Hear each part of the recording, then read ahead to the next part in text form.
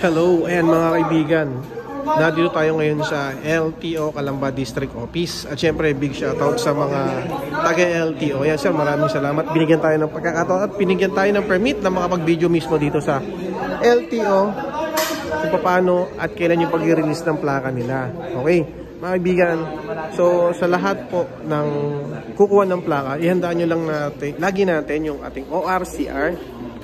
Yun lang po ang kailangan natin. Siyempre, ID, so mga ibang document pa para sa mag-release ng ating plaka. Mabilis lang mga kaibigan. Kasi bago naman doon, chine-check muna niya ni LTO personnel yung mga dokumento bago i-release yung plaka natin. Then kapag na-check na nila, nalaman na nila na okay, legit yung ating mga ORCR, kahit Xerox lang yan o Xerox naman talaga binibigay, ay ano po, binibigyan na nila ng pagkakataon na mabigyan tayo ng plaka at nadali nila sa loob yung papel. Siguro mga after 1 hour or 1.5 hour, i-release na po sa atin yung bagong plaka. Ayun, tingnan nyo. Napakabait dito ng mga kaibigan ng mga taga-LTO. Kasi nga, una, may libreng kape, may libreng tubig, at well, cooperate po sila sa mga tulad yan, sa mga kumukuha po ng plaka. Sinecheck nilang mabuti. Mababait mga kaibigan, no?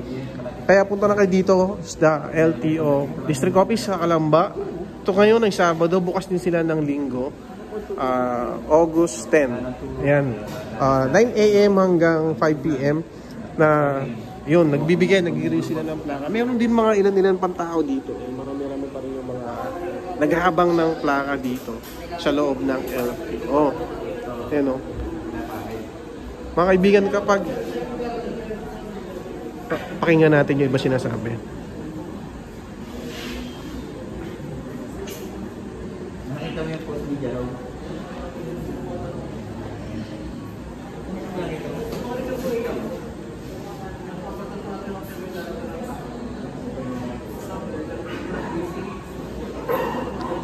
Ayan, kung sakasakali kasi may problema yun yung ORCR mo or hindi siya dito talaga, no, sinasabi naman agad ng maaga. Kasi nga pagpasok mo pa lang doon sa pinto na yung mga kaibigan natin, ano agad nila, check agad nila, in-inspect agad nila yung ORCR mo kung pwede mong kunin ang iyong plaka dito.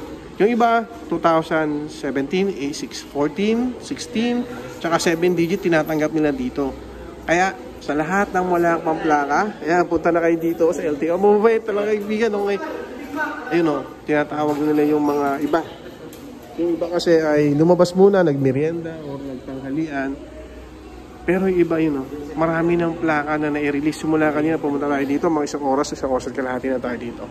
Ay nakakuha na tayo. Or marami na tayong nakita na nabigyan ng plaka. Pero ibang kulay yung napabigay ngayon dito. Kulay green yung naibigay nila ng plaka. Kasi nung nakaraan, or yung mga original natin ay nakalagay parang violet yung ating plaka na pinapakita ko lagi. Ngayon, kulay green yung nai-release nila. Ayun, no?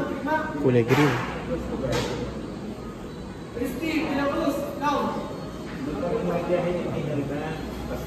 Ayun, siguro umalis sila. Nag-break time ako, kumain sila.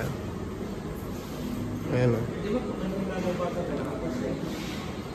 Ayun na yung mga merong plaka.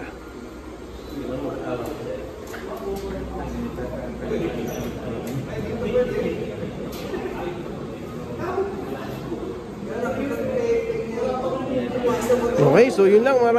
Maraming salamat mga kaibigan sa plaka. Siyempre tatanong natin kung ano yung mga kailangan na kunin na plaka dito. Tatanong muna natin na. Thank you.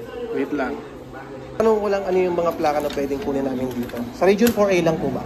Opo, Region 4A lang po. Region 4A. Ano po yung kailangan nating dalhin para pagkuha ng plaka? Yung ORCR lang po. ORCR? Opo.